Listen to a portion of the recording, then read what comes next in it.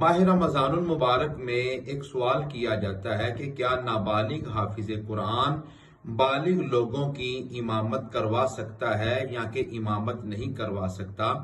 تو یاد رکھیے گا کہ بالغ لوگوں کا امام بھی بالغ ہونا چاہیے، لہذا نماز تراویح میں جو حافظ قرآن، جو حافظ صاحب جو تراویح پڑھائیں وہ بالغ ضرور ہونے چاہیے۔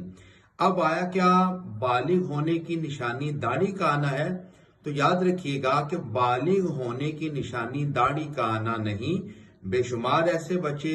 جو بالغ ہوتے ہیں مگر ابھی ان کی داڑھی کے بال نہیں نکلے ہوتے، اس لیے بالغ ہونے کی پہچان وہ داڑھی نہیں، ایک انسان کا، مرد کا جب اس کو احتلام انزال ہونا شروع ہو جائے تو وہ بالغ ہو جاتا ہے، جس کی عمر اگر چاند کے اعتبار سے دیکھی جائے تو وہ تقریباً 15 سال کی عمر میں ایک بچہ بالغ ہو جاتا ہے۔